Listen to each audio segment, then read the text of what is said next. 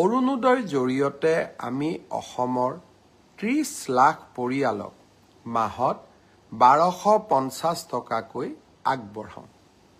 যোৱা 17 ছেপ্টেম্বৰ তাৰিখৰ পৰা আমি অৰুণোদয়ৰ তৃতীয় সংস্কৰণ আৰম্ভ কৰিব বিচাৰিছিলোঁ। তাৰ পিছত আমি 25 তাৰিখৰ দিনটো ধাৰ্য কৰিছিলোঁ, কিন্তু অসমত চলি থকা ঘটনা প্ৰবাহৰ বাবে এই আঁচনিখনো আমি নিৰ্দিষ্ট দিনত দিব নোৱাৰিলোঁ। অহা 7 অক্টোবৰ তাৰিখে আমি আপোনালোকৰ হাতত অৰুণোদয় তুলি দিম আৰু আমি সকলো প্ৰচেষ্টা ইতিমধ্যে সম্পূৰ্ণ কৰিছোঁ। 7 তাৰিখে নিশ্চিতভাৱে অৰুণোদয় তৃতীয় সংস্কৰণৰ সুবিধা 30 লাখ আই মাতৃয়ে লাভ কৰিব আৰু আমি তাৰ পিছত প্ৰতি মাহে নিৰন্তৰ কৰি আপোনালোকক এই পুঁজি যোগান ধৰি যাম।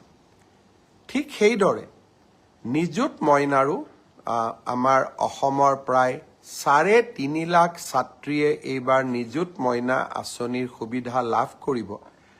নিযুত মইনা আঁচনিৰো আমি যিহেতু প্ৰথম কিস্তিৰ ধন আমি চেক যোগে দিওঁ, বেংকক আমি চেকসমূহ বনাব দিছোঁ। নিযুত মইনা আঁচনিৰো প্ৰথম কিস্তিৰ ধন আমি 10 পৰা 15 অক্টোবৰৰ ভিতৰত সকলোৰে হাতত তুলি দিম আৰু তাৰ পৰৱৰ্তী মাহৰ পিছত সকলোৱে বেংক যোগে নিযুত মইনা আঁচনিৰ ধন লাভ কৰি থাকিব।